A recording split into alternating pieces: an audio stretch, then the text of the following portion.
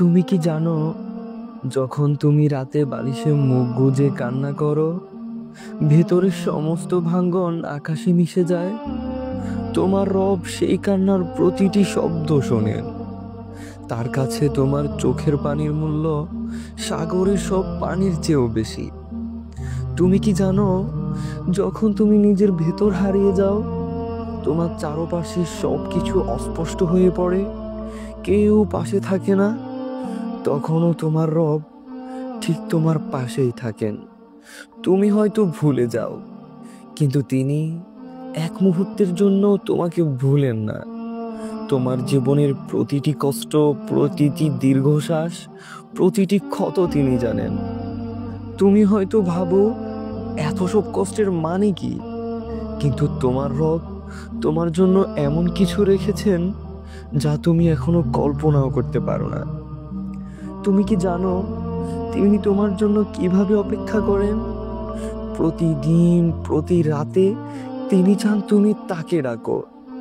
তিনি চান তুমি শুধু একবার বলো, হে আমার রব, আমাকে সাহায্য করো।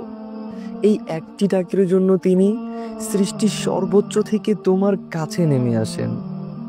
তুমি যখন পৃথিবীর প্রেমে অন্ধ হয়ে যাও, দুনিয়ার পিছনে দৌড়াও, তখনও তিনি তোমাকে ছাড়েন না।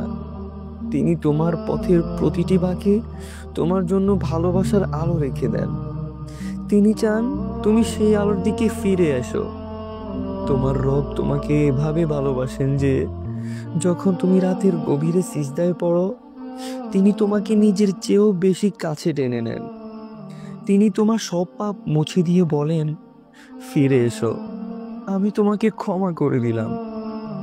তুমি কি অনুভব করো না তোমার রব তোমার জন্য কেমন?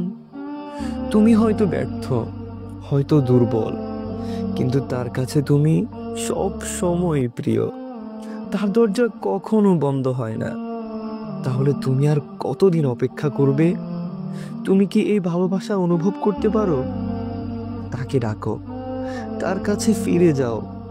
তিনি তোমার জন্য প্রতিদিন অপেক্ষা করছেন।